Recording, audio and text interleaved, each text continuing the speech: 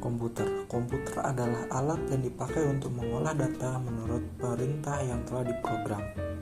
Kata komputer semula dipergunakan untuk menggambarkan orang yang pekerjaannya melakukan perhitungan aritmetika dengan atau tanpa alat bantu. Tetapi arti kata ini kemudian dipindahkan kepada mesin itu sendiri. Pada awalnya, pengolahan informasi hampir eksklusif berhubungan dengan masalah aritmetika.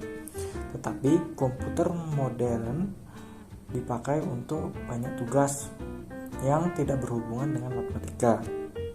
Secara luas, komputer adalah didefinisikan sebagai suatu peralatan elektronik yang terdiri dari beberapa komponen yang dapat bekerja sama antara komponen satu dengan yang lain untuk menghasilkan suatu informasi berdasarkan program dan data yang ada. Konsep komponen komputer ini berasal dari arsitektur von Neumann ketika John von Neumann memaparkan arsitekturnya pada 1945.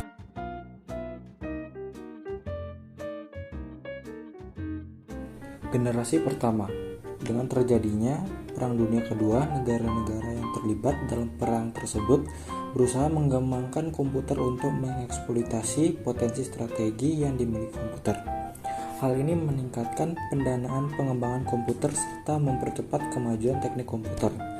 Pada tahun 1941, Konrad Zuse, seorang insinyur Jerman, membangun sebuah komputer Z3 untuk mendesain pesawat terbang dan peluru kendali. Blok sekutu juga membuat kemajuan lain dalam pengembangan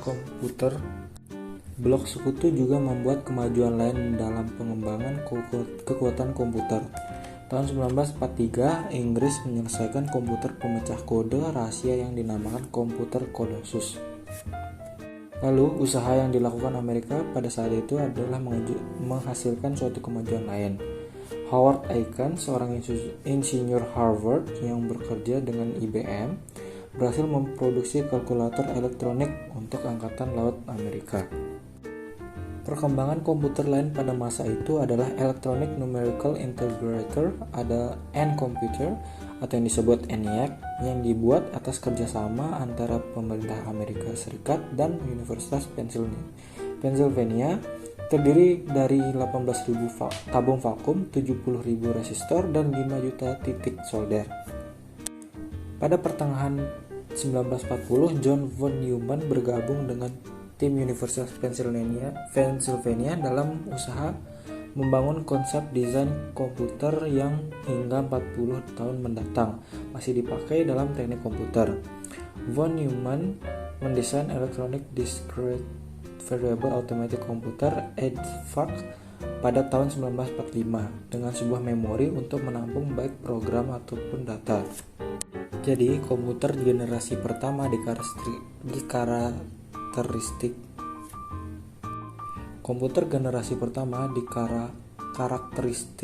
dengan fakta bahwa instruksi operasi dibuat secara spesifik untuk suatu tugas tertentu. Setiap komputer memiliki program kode biner yang berbeda yang disebut bahasa mesin. Hal ini menyebabkan komputer sulit untuk diprogram dan membatasi kecepatannya. Ciri lain dari komputer generasi pertama adalah penggunaan tabung vakum yang membuat komputer pada masa tersebut berukuran sangat besar dan silinder magnetik untuk menyimpan data.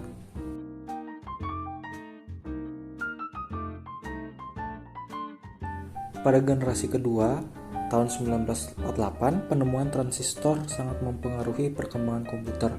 Transistor mengganti tabung vakum di televisi, radio, dan komputer. Akibatnya, ukuran mesin-mesin elektronik berkurang drastis. Transistor mulai digunakan di dalam komputer mulai pada tahun 1956. Penggunaan transistor mulai digunakan pada komputer pada tahun 1956. Penemuan lain yang berupa pengembang memori inti magnetik membantu pengembangan komputer generasi kedua yang lebih kecil, lebih cepat, lebih dapat diandalkan, dan lebih hemat energi dibanding para pendahulunya.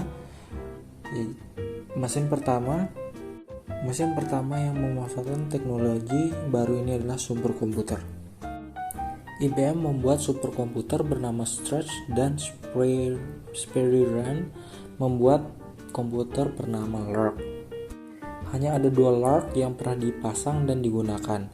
Satu terdapat di Lawrence Radiation Lab di Livermore, California, dan lainnya di US Navy Research and Development Center di Washington DC.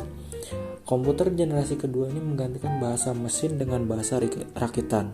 Bahasa rakitan adalah bahasa yang menggunakan singkatan-singkatan untuk mengganti kode biner.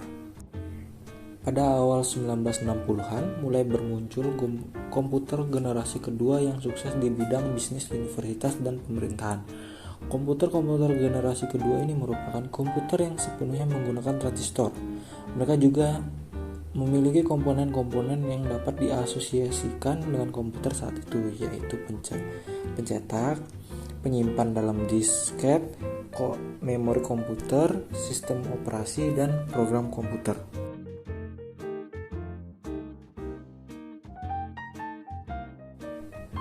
Walaupun transistor dalam banyak hal mengungguli tube vakum, namun transistor menghasilkan panas yang cukup besar yang dapat berpotensi merusak bagian-bagian internal komputer.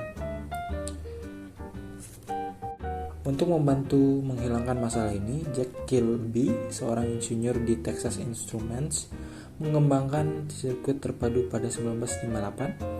IC dikombinasikan 3 komponen elektronik dalam sebuah piringan silikon kecil yang terbuat dari pasir kuarsa. Pada ilmuwan kemudian berhasil memasukkan lebih banyak komponen-komponen ke dalam suatu chip tunggal yang disebut semikonduktor.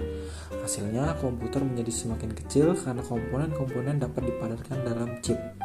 Kemajuan komputer generasi ketiga lainnya adalah penggunaan sistem operating system yang memungkinkan mesin untuk menjalankan berbagai program yang berbeda secara serentak dengan sebuah program utama yang memonitor dan mengkoordinasi memori komputer.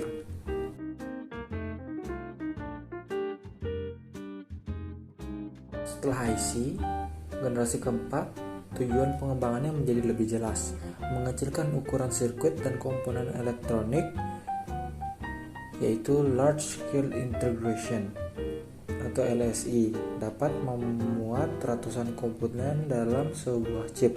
Pada 1980, Very Large Scale Integration (VLSI) memuat ribuan komponen dalam sebuah chip tunggal. Lalu, Ultra Large Scale Integration meningkatkan jumlah tersebut menjadi jutaan. Kemampuan untuk memasang sedemikian banyak komponen pada suatu keping yang berukuran setengah keping uang logam mendorong turun harga dan ukuran komputer. Hal tersebut juga meningkatkan daya kerja, efisiensi, dan keterandalan komputer, yaitu contohnya chip Intel 4004 yang dibuat pada tahun 1971 bawa kemajuan pada IC dengan meletakkan seluruh komponen dari sebuah komputer, Central Processing Unit, memori, dan kendali input dan output dalam sebuah chip yang sangat kecil. Sebelumnya, IC dibuat untuk mengerjakan suatu tugas tertentu yang spesifik. Kini sebuah mikroprosesor dapat diproduksi dan kemudian diprogramkan untuk memenuhi seluruh kebutuhan yang diinginkan. Tidak lama kemudian, setiap peranti rumah tangga seperti microwave, oven, televisi, dan mobil dengan electronic fuel injection (EFI) dilengkapkan dengan mikroprosesor. Perkembangan yang demikian memungkinkan orang-orang biasa untuk menggunakan komputer biasa. Komputer tidak lagi menjadi dominasi perusahaan-perusahaan besar atau lembaga pemerintah. Pada pertengahan tahun 1970, perakit komputer menawarkan produk komputer mereka ke masyarakat umum. Komputer-komputer ini yang disebut mini komputer dijual dengan peranti lunak yang mudah digunakan oleh kalangan awam. Peranti lunak yang paling populer pada saat itu adalah program word processing dan spreadsheet. Pada awal tahun 1980, video game seperti Atari 2600 menarik perhatian konsumen pada komputer rumahan yang lebih canggih dan dapat diprogram. Pada tahun 1981, IBM memperkenalkan penggunaan personal komputer atau PC untuk penggunaan di rumah, kantor, dan sekolah.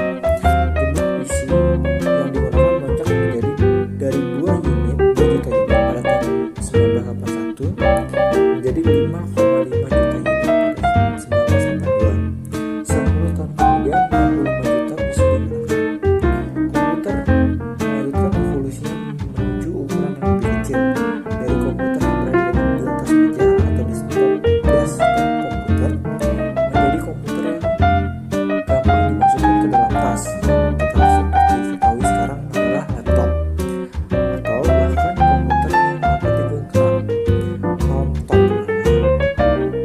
IBC, PC, IBM, PC bersaing dengan Apple Macintosh dalam memperebutkan pasar komputer. Apple Macintosh menjadi terkenal karena menggunakan sistem grafis pada komputernya, sementara saingannya masih menggunakan komputer yang berbasis teks. Macintosh juga mempopulerkan penggunaan peranti mouse. Pada masa sekarang, kita mengenal IBM kompatibel dengan memakai CPU IBM PC 486, Pentium 2, Pentium 3, Pentium 4, serial semua Pentium yang dibuat oleh Intel. Juga kita mengenal AMD dan seterusnya. Ini semua masuk dalam golongan komputer generasi keempat. Seiring dengan menjamurnya penggunaan komputer di tempat kerja, cara-cara baru untuk menggali potensi terus dikembangkan. Seiring dengan bertambah kuatnya suatu komputer kecil, komputer-komputer tersebut dapat dihubungkan secara bersamaan dalam suatu jaringan.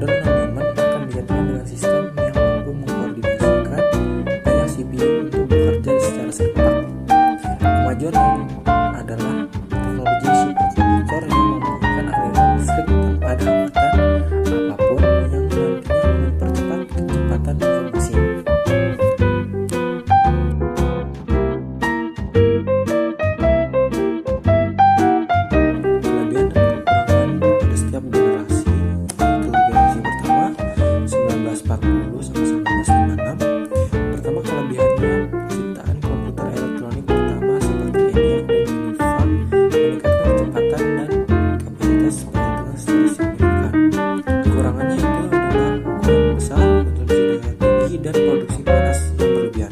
Untuk generasi kedua, pada 1996 sampai 1963, kelebihannya itu penggunaan transistor mengurangi ukuran, konsumsi daya dan panas, dan meningkatkan keandalan dan serta efisiensinya. Itu adalah kelebihannya. Namun kekurangannya adalah tetap membutuhkan gelombang signifikan, terbatas dalam kemampuan perhitungan. Untuk generasi ketiga, kelebihan penggunaan sirkuit terpadu IC meningkatkan efisiensi dan kinerja komputer menjadi lebih kecil dan lebih terjangkau. Namun kekurangannya masih membutuhkan pendinginan terbatas dalam kemampuan multitasking. Untuk yang kelima, pada tahun 1971 hingga sekarang, yaitu kelebihannya mikroprosesor, komputer pribadi, dan inovasi seperti mouse dan GUI yang bisa disebut antarmuka grafis pengguna. Namun kekurangan komputasi dan penyimpanan terbatas dibandingkan dengan komputer modern dan terbatas dalam konektivitas jaringan. Dan